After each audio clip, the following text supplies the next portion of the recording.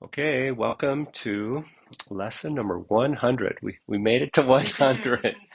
Lisa and I are here this is my home studio where we're sharing from, and um, we're in transition. We talked a little bit last time about letting go of Yoga Loft, that beautiful space, and so I'm in transition working out of the house here, and soon I'm going to be in another dedicated space. Um, it's a smaller space, about the size of this room, but um, outside of my house. And so that's where I'll be sharing from soon. But here we are, lesson 100. My part is essential to God's plan for salvation. Yeah, it's like having a part in a play, right? It is one giant theatrical play, but there's no small part in it.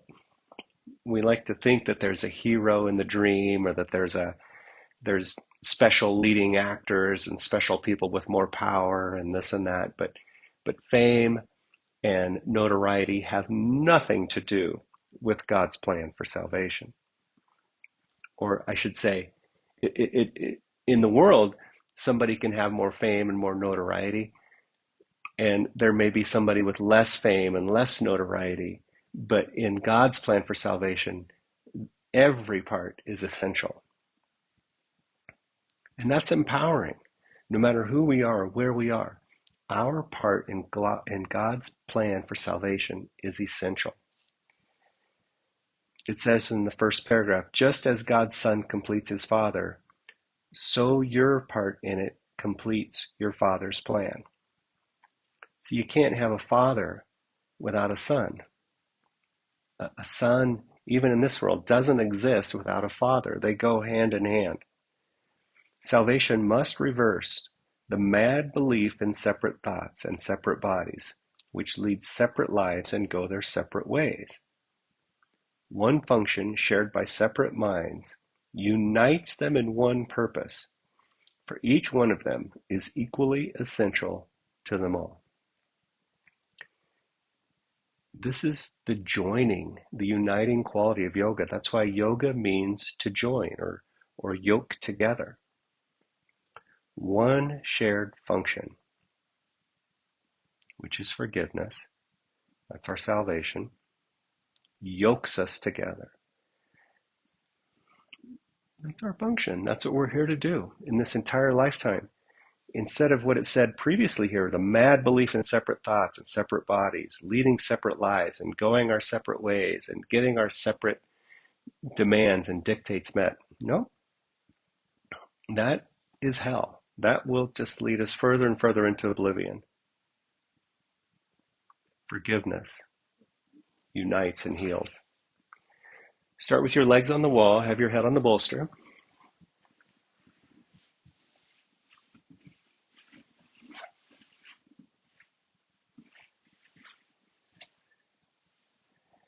Have your hands resting at your sides a moment. Just feel your body adapt to the shape, and I'll read just a tiny bit more here. Just feel your body relax. God's will for you is perfect happiness. Oh yeah, remember that one? That's all God wills. Perfect happiness. Perfect happiness can't be found in form, because we all know we find something that makes us happy and we very quickly outgrow it. Even children with toys, they'll play with a toy, and then all of a sudden they lose interest in the toy, and the toy just gets left laying around the yard or laying in the living room, and the interest is completely gone.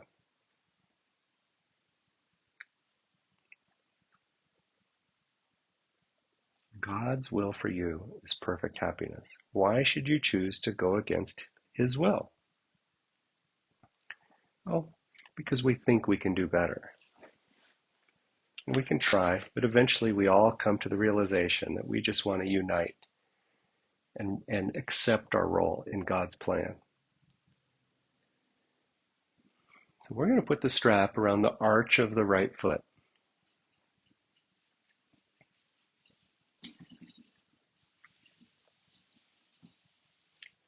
That's good. The head rests, the hands go high, the elbows fairly straight, the shoulders get to relax. Not much more than that. Just feel the weight of the arms impacting the legs or the leg through the strap.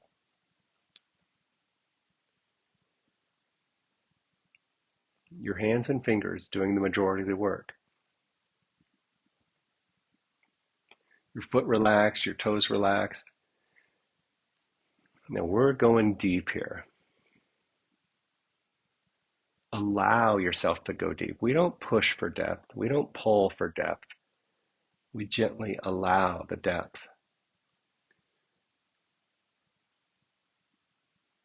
Unweight the heel a little bit. Just bring your heel slowly off the wall.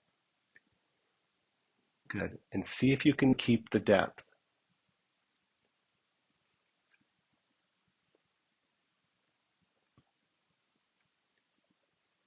Turn the heel out slightly. The whole leg rotates. The thigh turns in just a degree or two.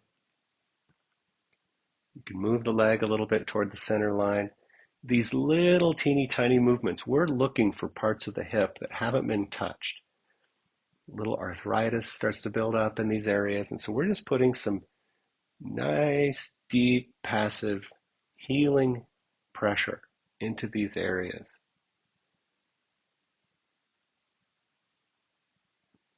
And meanwhile, we just practice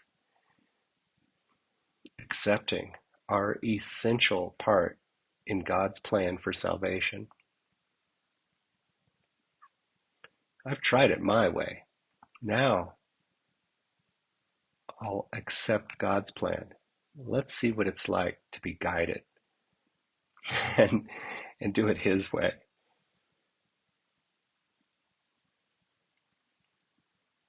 Just let yourself go deep.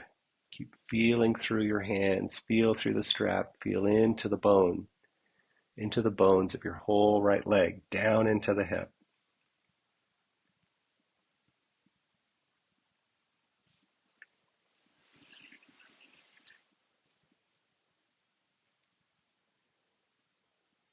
Okay. Now, we're going to change the effort here. We're going to go from the hands to the leg. Now start to activate the leg. If you need to lower the leg toward the wall a little bit, go ahead and do that. Let go of the strap. Keep the shape. Firm your thigh. Keep the engagement. Keep it, keep it, keep it. Now we're squeezing the bones. You just feel the different kind of pressure here by squeezing the bones, using the muscles, using your shin muscles, settling down into the hip a little more actively. Keeping the knee as straight as you can. Super slow, go back to the wall.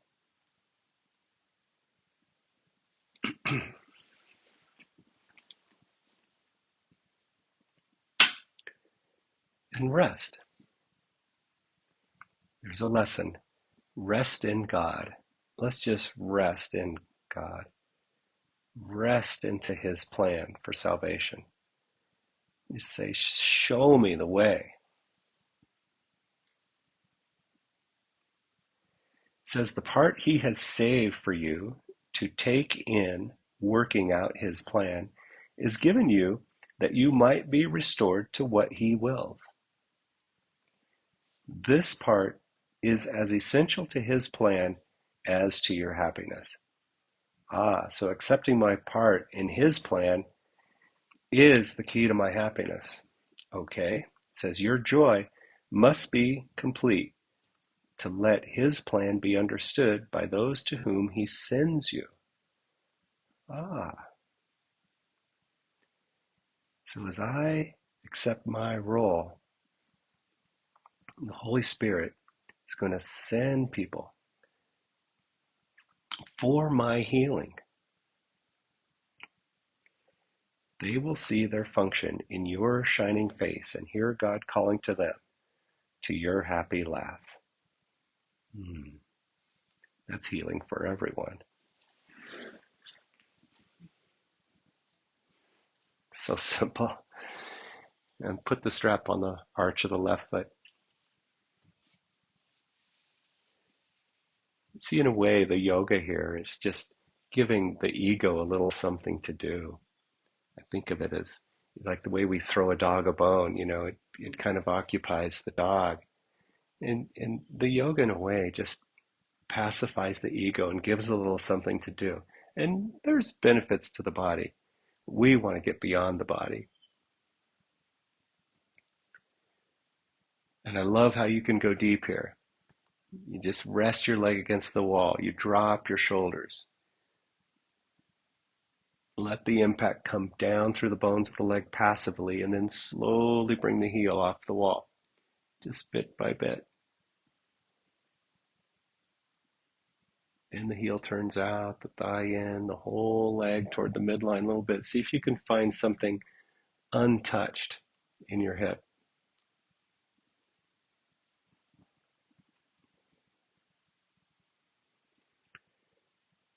See if you can observe and be with the effort in your hands and smile.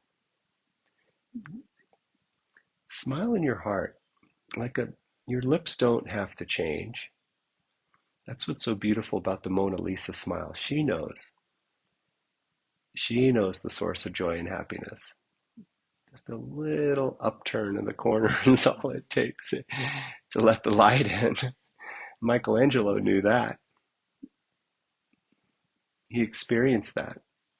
So the Mona Lisa is just a symbol of, of the happiness and the joy. See, mystery solved.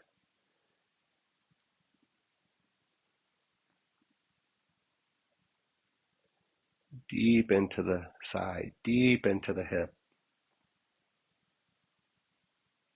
Your leg, mostly passive.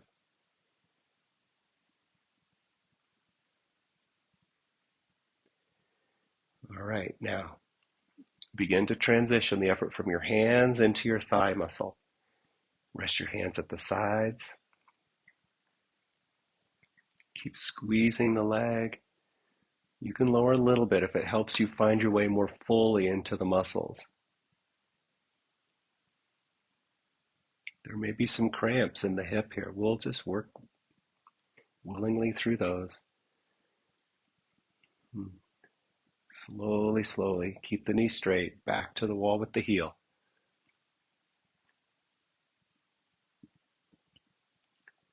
And rest, that's good. Just really rest.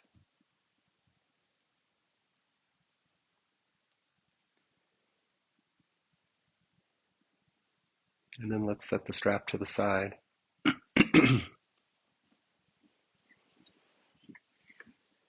And bring your hands to the bolster and slide the bolster away. Yeah, reach the bolster away, extending the elbows.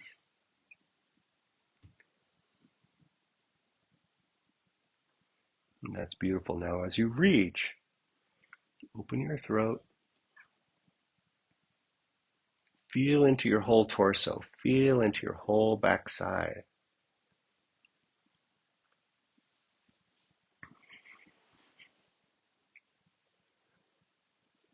Yeah.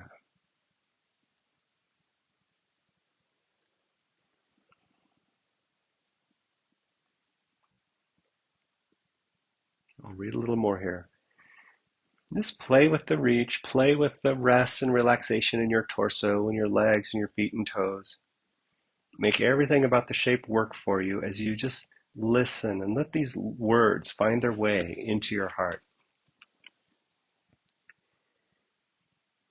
You are indeed essential to God's plan. Without your joy, His joy is incomplete. Without your smile, the world cannot be saved. While you are sad, the light that God Himself appointed as the means to save the world is dim and lusterless, and no one laughs because all laughter can but echo yours.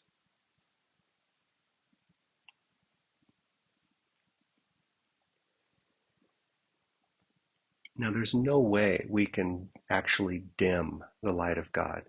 The light of God is maximal, eternal. It's never gone out and it never will go out. God is, and we cease to speak.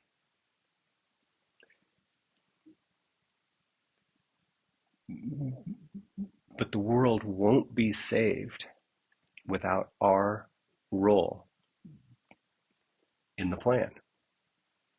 We'll delay the healing of the world.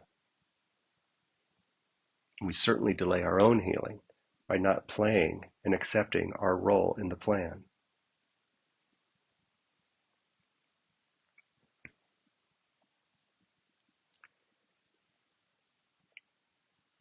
You are indeed essential to God's plan.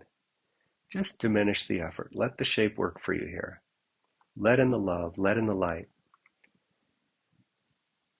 In fact, it says, just as your light increases every light that shines in heaven, so your joy on earth calls to all minds to let their sorrows go and take their place beside you in God's plan.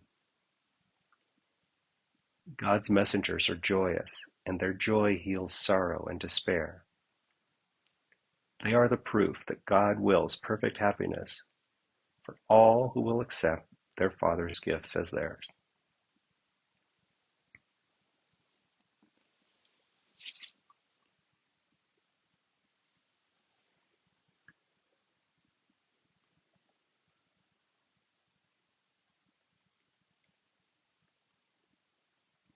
My part is essential to God's plan for salvation.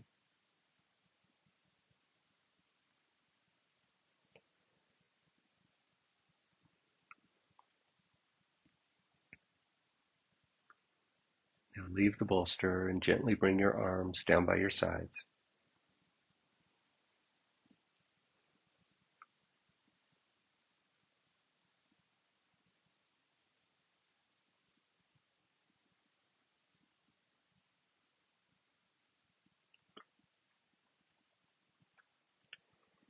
In paragraph 6, it says, today we will attempt to understand joy is our function here.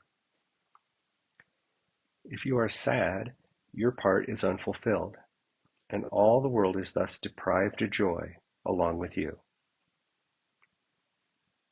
God asks you to be happy so the world can see how much he loves his Son, which is you, and wills no sorrow rises to abate his joy. No fear besets him to disturb his peace.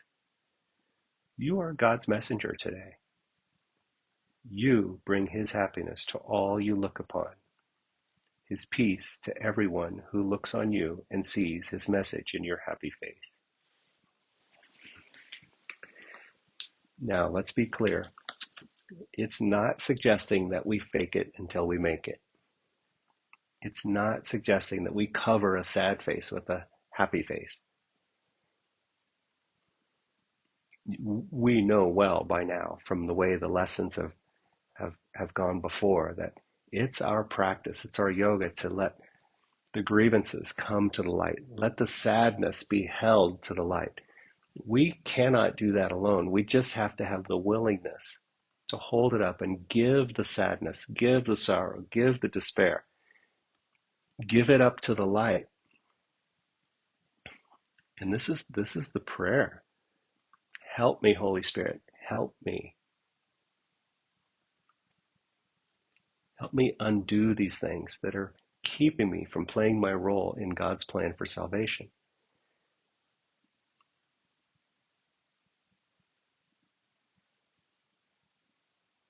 If the light bulb is maximized, if the light is always on, but it's tarnished and covered, then it's our yoga to gently remove these tarnished coverings that hide the light.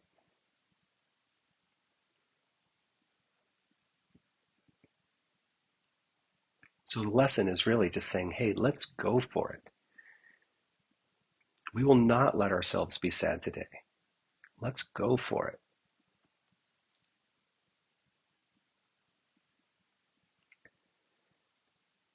Bend your knees, push yourself back.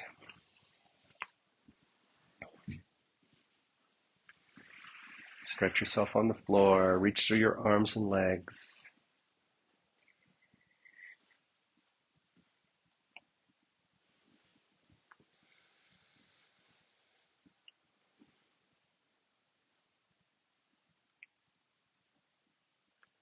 Roll onto one side and push yourself up. And just have a super comfortable seat. On the bolster, lean against the wall, whatever feels comfortable to you.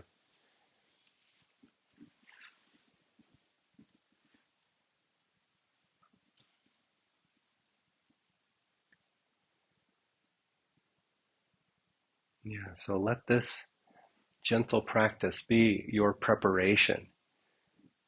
It says in paragraph 7, we will prepare ourselves for this today. Just let the happiness and the joy and the love and the light come through.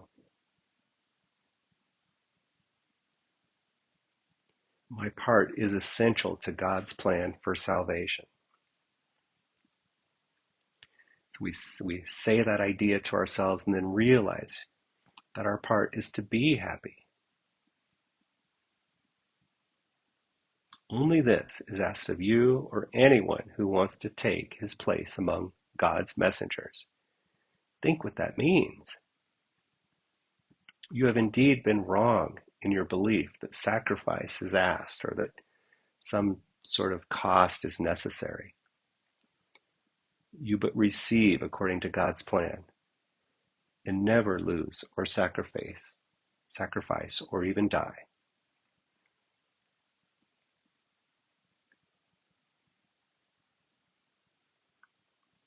As an outer expression of that inner truth, bring your hands to your heart. He will be there, and you can reach him now. My part is essential to God's plan for salvation.